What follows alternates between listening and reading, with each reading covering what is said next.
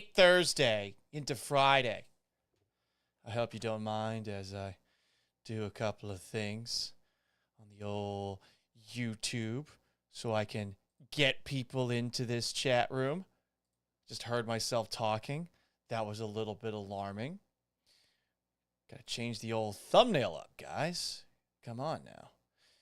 Gotta do it. And guess what? We just did it.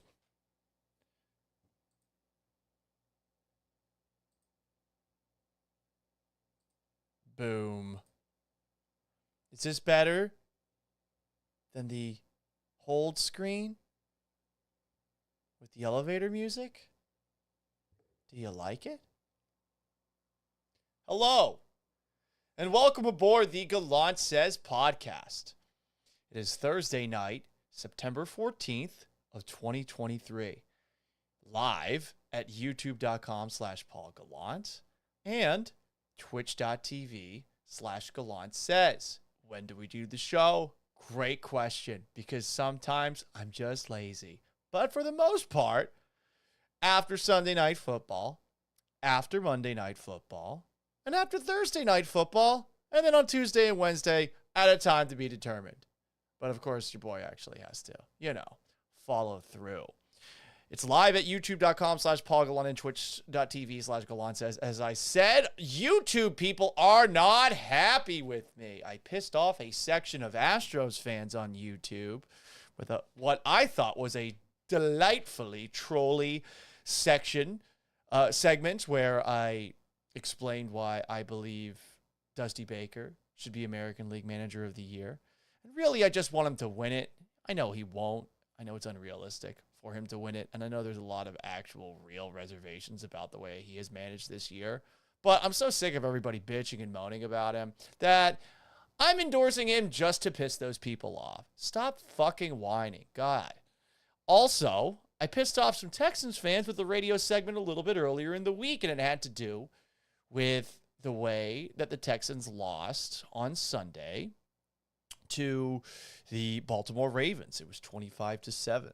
So essentially I said, yes, there are some real limitations with what the Texans can do right now. The offensive line, it's a mess. The receivers, not that good. C.J. Stroud, he's a rookie. The wide receivers, also not that talented. Lots of issues. But at the very least, last year with Lovie Smith, not D'Amico Ryans, this team was competitive in games against the Eagles. They covered the spread. The Chiefs, they covered the spread. I think they took it to overtime. And the Cowboys, they had a chance to win that at the end of the game. They covered the spread. All I'm saying is they were more competitive in games. And I felt like I would be selling you a load of bullshit if I were to come on Monday after that loss and say, like, yeah, I'm excited. There's like lots of positive things to take away, even though there were some positive things to take away. The show is also available wherever you get your podcasts. That's Apple Podcasts, Spotify, Google, Stitcher, SoundCloud. You can get after me on whatever social media platform you want. Generally, it's just Gallant Says, TikTok, Instagram, Twitter, or gallantsays@gmail.com if you ever have a question. We're going to preview the Texans and Colts once more people get in here. I do want to talk about Thursday Night Football first. I am underwhelmed with the defending NFC champion Philadelphia Eagles, who, yes, are 34-28. They're figuring themselves out. Obviously, offenses early in the season have their issues. And they were, by the end of the game, running down the throats of the Minnesota Vikings, thanks to what I think is one of the best performances we've ever seen from DeAndre Swift. 28 carries for 175 yards, 6.3 yards per carry, a touchdown as well. 259 yards on the ground for Philadelphia against a Vikings defense that wasn't very good last year. So you're probably thinking to yourself, oh, but Paul, look at what they did. But this is my issue right now. I don't know what's up with Jalen Hurts, but that is not last year's Jalen Hurts. And I don't know if it's the contract that he got. I don't know if it's by design with Shane Steichen gone as offensive coordinator, now the head coach of the Indianapolis Colts. I don't know if it's by design that he is playing the way that he's playing, but I sense a significantly more conservative guy when he's running with the football. You'll notice, and I noticed this against the Patriots last Sunday as well, you'll see a lot where Jalen Hurts is running, and then all of a sudden he just drops to the ground when there's a bunch of guys that are coming up to tackle him. And I get it. You don't want the quarterback to get injured, but I feel like he was more willing to take on defenders. And yeah, it's early in the season. Maybe these games don't matter that much compared to the ones down the stretch and obviously the ones in the playoffs. But it's rather frustrating to see him go to the left, go to the right, and then just drop to the ground in front of a couple of defenders. He's been doing that a lot. Can't tell me otherwise. Meanwhile, though, on the other side of things, and I know that they ultimately did let Minnesota back in the game a bit, but the Eagles' defense, specifically the pass rush, is something else. It is really, really good. 4 sacks on the game. They had 5 quarterback hits. Just think about all the names. Check that. 10 quarterback hits, 2 sacks on the game. But they were all over the place. And, I mean, the Vikings barely had the football over the course of this one. Just think about the names that they have on this defense that you recognize. There's Jalen Carter. There's Jordan Davis. There's Fletcher Cox. There's Brandon Graham. There's Hassan Reddick. Like, this is a defense that just has so many guys that they can throw at you. And, you know, you can see how over the course of a game they're going to force, 4 fumbles on the Vikings? We'll get to one of those fumbles a little bit later. I will say, though, give Minnesota credit. I mean, they hung in there. I thought this game was very much over in the third quarter. But Minnesota hung around, and they actually made this a game. So if you bet on the game, I mean, you're fucked. This is why you got to stay away from Thursday Night Football altogether. It was a 6-point spread. I wanted to bet on the Eagles, mybookie.ag, promo code bet975. I really did. But I was thinking to myself, it's Thursday Night Football. I wasn't that whelmed by the Eagles on Sunday against my Patriots. And here we are with the push of all pushes on a Thursday night. I do have a mini rant before we start talking about the Texans and the Colts on Sunday and whether or not you'd rather have C.J. Stroud or Anthony Richardson. We gotta stop whining about the fumble touchback.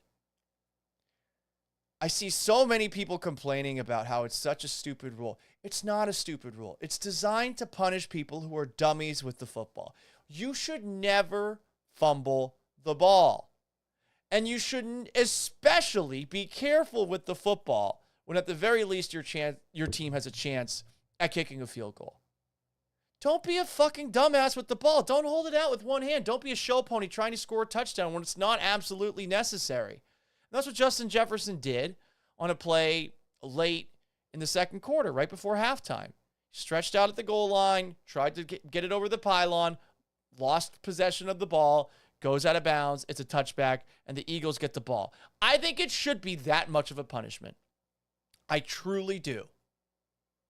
And I know some Vikings fans are probably going to disagree with me there because they would much rather have that fumble, I don't know, put the Vikings at the 1-yard line, if not at the very least the 10-yard line, with another chance with the football. But to me, this is something that people who haven't played football, and yeah, I'm talking about at a high school level, but bear with me here. It's one of those takes where clearly you haven't had some asshole yelling at you about how you can't fumble the ball. And for me, it's rather personal. When we were in high school playing football, again, like a very low level in Florida, when we were warming up, every single skill position player had to hold a football in their hand. We had a couple of coaches who would sneak around and they would try to punch the football out of your hand. So you're constantly vigilant. And if you let up for even a second with the football in your hand, there was a very good chance he was going to punch the ball out. The whole team would have to do 20 up downs, and then you would have to run a lap after practice. And the seniors would really get into you, lay into you while you were running that lap. And if you weren't running it good enough, it sucked. It was a miserable experience. So you learn to never fumble. And the people that think this is a dumb rule, I don't know. I feel like you haven't experienced the pain, the trials, the tribulations that I did. I feel like you all needed to experience it. You should never fucking fumble the football. I remember one time I had the ball in my left hand. I was not very confident holding the football in my left hand. I was going towards the sidelines, and somebody actually punched it out. Luckily, the ball went out of bounds, but after the game, guess what I did? I ran a lap. This is how it works. Don't fumble the ball, and especially don't fumble the ball in the red zone when it's unnecessary. If it's at the end of the game, totally different story, but I think the touchback rule is perfectly fine on fumbles. Stop bitching about it. You sound basic. Okay? Thank you. All right, let's talk about the Texans and the Colts on Sunday. I asked this question, and if you're in the comments section at youtube.com/PaulGalano or twitch.tv/Gallant says, for Sunday, just Sunday, who would you rather have? Would you rather have C.J. Stroud, who the Texans, of course, took with the second overall pick, or Anthony Richardson, who the Colts took a couple of picks later? Pick number 4. Which of those two for Sunday would you rather have? I went back like a nerd and watched the all 22 of both quarterbacks. I watched C.J. Stroud again. Still feel pretty good about what he did on Sunday in spite of a rough offensive line. And I also watched Anthony Richardson in his game with the Colts against the Jaguars. Rick Hagewood, youtube.com/PaulGallant says he would take Stroud. And I imagine there's a little bit of bias on that front. If I had to pick between the two for Sunday, I'm picking Anthony Richardson. And it's entirely based off of week 1 tape. He is more confident. It's not to say Stroud isn't confident. I don't think there's much separation between the two. But if you got a gun to my head and I got to pick between the two, Richardson looked to me more confident than Stroud. I think there's an element of irrational confidence with him. I don't think it's all smart at this moment in time.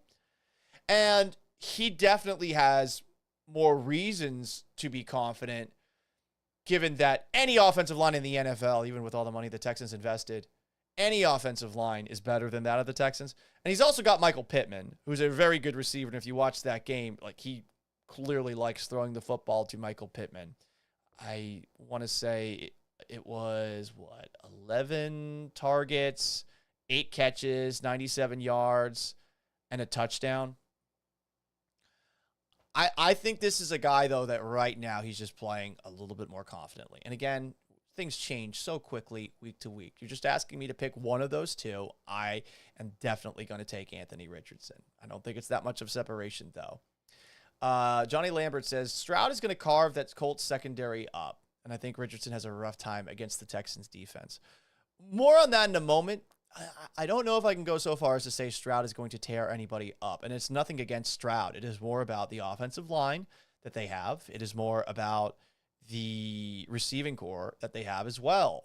I don't know how many people watched C.J. Stroud's press conference on Wednesday. I think he said something that's very fair.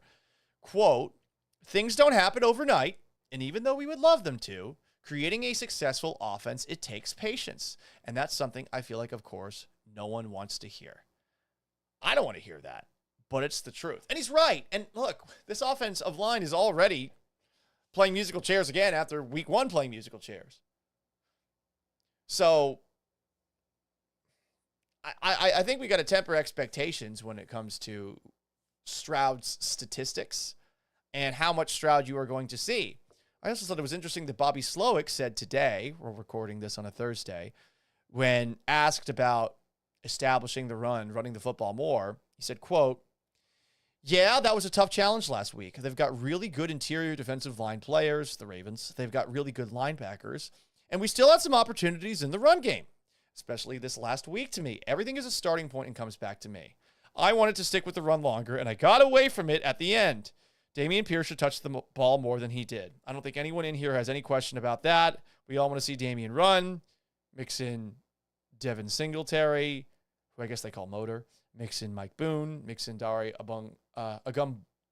Ogumbawale, all those guys, and our starting identity, we're here to run the ball, and everything kind of plays off of that. So they want to run. They want to run the football more. Johnny Lambert comments 28 of 44 for 242 against the Ravens defense was pretty damn impressive. Considering he was running for his life a lot of the game, I'm not disagreeing with that. I know some people think that I thought that the Texans sucked in that first game. No, I really liked what I saw from C.J. Stroud in that game. I thought that he got a little bit more confident as the game wore on. He did get into a rhythm for a bit of time. There were penalties that kind of got him out of said rhythm. There were a couple of throws that I didn't like that he made, and there was a couple of, I thought, questionable decisions. If I had to grade his performance week 1, I would say C. I'm a hard grader when it comes to quarterbacks, but it was satisfactory. That's what you're looking for. No touchdowns, all field goals. Like, I don't think you can give it any higher than a C. Honestly, I'd probably trend towards a C- for that week 1 game.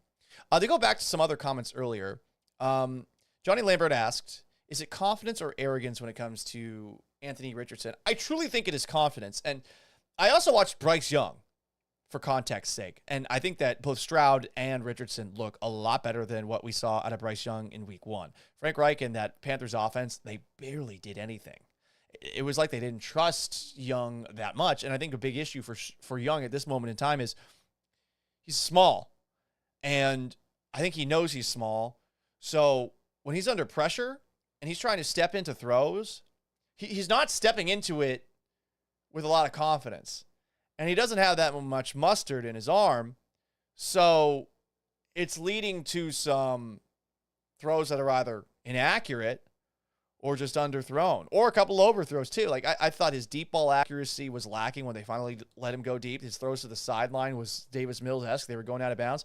But I think a lot of it had to do with the fact that when the pressure was on him and he tried to step into those throws, he wasn't stepping all the way through. He was moving around. Things that could probably be coached out, but Richardson, meanwhile, just zips it. And I guess you could call it arrogance, say he throws an interception or something like that. He did have an interception in the game. But no, I think it is he knows that he has the physical ability to escape the rush. He knows he has the physical ability to throw a football very hard without really fully stepping into it all the way. He's got the height and the size, 6'4", 244 pounds, to take hits, not get knocked down by hits. Look, when you're focusing on a rookie quarterback, the guy who is more mobile early on is probably going to have the advantage. He just will. And that's not to say Stroud isn't. I thought Stroud did a couple of nice plays of elusivity. There was another play where he avoided a sack that once again got called back by a penalty, but that play where he somehow spun out of a defender and then rolled to his left, it was an incredible play. Got called back. But, I mean, Richardson's driving defensive linemen back off the line of scrimmage in a way that I wish Jalen Hurts would run. And he's obviously got to get a little bit smarter with it because he did kind of get banged up towards the end of this game. But when I look at Anthony Richardson versus C.J. Stroud right now, and based off of that week 1 tape, if I had to pick between the two, I would take Richardson. And look, I'm wearing a Florida Gator shirt. For those who know, I watched Anthony Richardson in college. He can be very, very frustrating, and he can make a bunch of mistakes. And I think that does sort of play into the Houston Texans' hands. So let's take a look at this matchup. I think the Texans have the edge against Anthony Richardson. You mentioned his running ability. 10 carries for 40 yards. The rest of the Colts could not run the ball to save their life. Fun fact, the Colts' leading rusher Sunday against the Jaguars was Deion Jackson, who ran the ball 13 times for 14 yards. They are fucked without Jonathan Taylor. And that is a massive problem that was created by the Colts owner, Jim Irsay. I don't know if Jonathan Taylor is 100% healthy, but I feel better about his availability on Sunday, which of course he can't play because he's on the physically unable to perform list. I feel better about maybe him being available for this game had Jim Irsay not thrown all sorts of gasoline over the situation. So that's a huge advantage for the Texans. And to their credit, the Texans, the run defense was pretty damn good against a Baltimore team that likes to run. Like, really, the only person who was successful running was Lamar Jackson on plays that broke down. They were scrambles. These weren't even designed runs. So to this point, a massive improvement on the side of the defense. Meanwhile, if we're talking about Anthony Richardson and a guy that perhaps he's a little bit too reliant on, he really loves Michael Pittman Jr. I mentioned before, 11 targets, 8 catches, 97 yards, and a touchdown.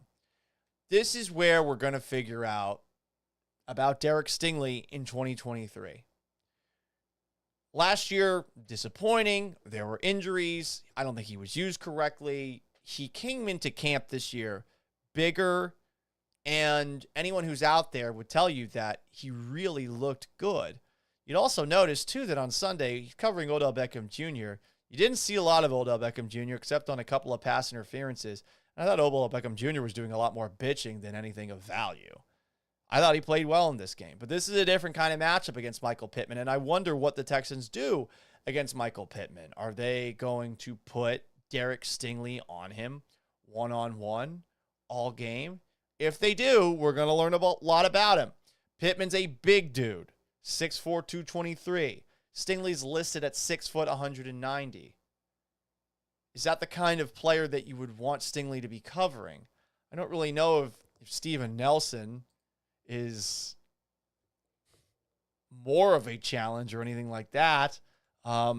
Steven Nelson, if you know anything about him, 5'11", 194 pounds.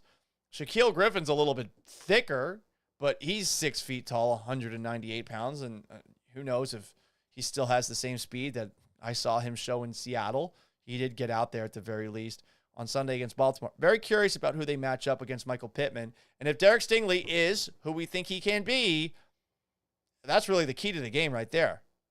How Stingley fares against Pittman. And I honestly do not know how it's going to go. I feel like we have not seen Derek Stingley at his best, but Michael Pittman and Anthony Richardson, who loves him some Michael Pittman and doesn't really have anybody else to throw to other than Michael Pittman, that's who he's going to be throwing to probably all game long. And this is a team that can't run the ball. So I feel like that should help the Houston Texans out here. I also wonder about the Colts defense. Now, you take a look at the statistics, and Trevor Lawrence's day, 24 of 32 for 241 yards, 2 touchdowns, and an interception. Those are pretty impressive numbers, but for the most part, I mean, he was just throwing the ball to Calvin Ridley. Calvin Ridley looked really good. Smart trade by the Jaguars to bring him into the building.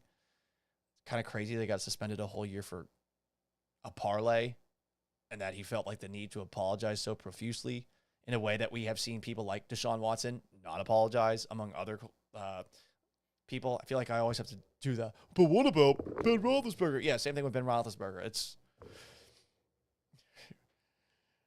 crazy that Calvin Ridley's the one that's like doing a fucking Players Tribune article saying, like, oh, I let down everybody. I let down the family. I let down my friends. It's like, dude, you just did a parlay.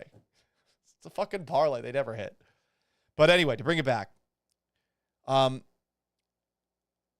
very curious about the Colts defense because it wasn't like a huge day for the Jaguars offensively. Travis Etienne, 18 carries, 77 yards, a touchdown. They didn't really commit to the run. Tank Bigsby's their short yardage running back, it seems like, and he had 7 carries for 13 yards. He did have a touchdown, but he did put the ball on the ground. So I don't really know what to make of the Colts defense. I usually assume that just based off of the way, by the way, Deion Jackson, who had 13 carries for 14 yards, also fumbled twice and lost both of those fumbles. I just assume with the Colts defense, just based off of the helmet on the side and past experiences, them going up against the Patriots, I just assume they have a soft puppy poo defense. Is that going to be the case? I mean, Shaquille Griffin's still there. They have DeForest Buckner. There are definitely some names on that Colts defense, but I honestly don't know what to make of them on Sunday. I don't, and I think that you have to admit that given the Texans' obstacles on their offensive line and at wide receiver, the Colts defense is going to be better by default. Some more comments here. YouTube.com/Paul Gallant. Rick Hagwood says, if the Colts had played the Ravens, Anthony Richardson would be in traction today. You mean like a hospital or something like that? What's in traction? Is this like a term for the kids? Richardson is banged up for this game. I know he's not on the injury report, but he said after the game that he felt banged up. And I wonder if Shane Steichen, head coach of the Colts, talks to him and says, yo, you got to chill, dog. Watch out when you say those two words. I'm through changing your opinion. I learned the hard way. But I bet he's telling Richardson to settle it down a little bit. But if you're Richardson, I mean, you are what's going to make the Colts win this game. You know, you don't have help with the running game. You have really no running back behind you. Like, your leading running back had 13 carries for 14 yards, and he fumbled the ball twice. Like, Jesus, that's awful. Awful, awful, awful. It's got to be Anthony Richardson running, scrambling, making plays. Nice little perk for the Texans last week when they're in their very good performance against the Ravens is that Lamar Jackson at least gives you a taste of mobility at quarterback, just in a different way. He's a lot more elusive. He's a lot faster. Richardson's going to put his shoulder into you. Are these linebackers up for the challenge? I mean, the injury report for the Texans is fucking crazy. I mean, let me look at it really quickly. Because honestly, there's so many names, I kind of forget some of them. This is the Thursday injury report. So Jalen Petrie, who had that chest injury where he's like coughing blood up from his lungs, he didn't practice with a chest injury. Jimmy Ward's got a hip injury. That makes me nervous, just given the whole Ed Reed experience. Blake Cashman, limited with a hamstring injury. You saw a lot of Henry To'oTo'o, the fifth-round pick from Alabama, on Sunday. Laramie Tunsil, limited with a knee. George Fant's got a shoulder, but he did full participate in practice. That's huge for this offensive line. Denzel Perryman's dealing with an ankle and a wrist. Dalton Schultz is dealing with a thigh. They're full participants in practice, but I don't know. I mean, you already put Hassan Ridgeway and Noah Brown on the injured reserve this week. You're already without Titus Howard. You're without Kenyon Green the rest of the way.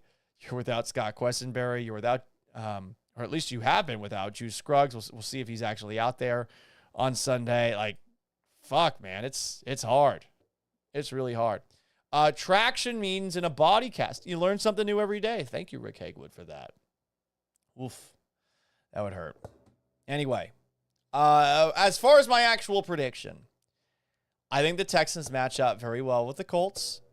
And with that in mind, I think they're going to win on Sunday 23-13 to bring their record to 1-1. And if they are able to win, I feel pretty good about that early schedule. We can dive into it more once that game is done. But if you've listened to me doing the radio show, 10 to noon, ESPN 97.5 and 92.5, I've outlined how, like, the beginning schedule for the Texans, like, it's possible to go 3-3 or 4-2 here. It's really just a matter of, can they beat the Colts, the team that they are better than just based off of last year? Tied them in a game where Lovie Smith should have fucking kicked a field goal. He was in field goal range early in that game. I don't know why he didn't do it. I don't think he knew how long Kaimi Fairbairn could kick field goals. Seriously, like, that's what I think happened. You obviously won the last game of the year. And then after that, it's the Jaguars, it's the Steelers, it's the Falcons, and it's the Saints. None of those four teams, with maybe the exception of Jacksonville, have really been that impressive. So we'll see what happens. But anyway, I appreciate y'all for tuning into tonight's late edition of the Gallant Says podcast, live at youtube.com/Paul Gallant and twitch.tv/Gallant Says. Sunday nights after Sunday Night Football, Monday nights after Monday Night Football, Thursday nights after Thursday Night Football, and Tuesday and Wednesday nights. We'll say shoot for 6 o'clock. Some will be pre-recorded, some will not be. It's also available wherever you get your podcasts, Apple, Spotify, Google, Stitcher, and SoundCloud. If you haven't subscribed on YouTube or Twitch already, please do so. If you haven't subscribed to the podcast, left a rating, a review, please do so. Every little bit helps. And gallantsays@gmail.com if you ever have a question. So long, farewell, have yourselves a wonderful Thursday, a wonderful weekend, and you'll hear from me again with another Gallant Says podcast Sunday night.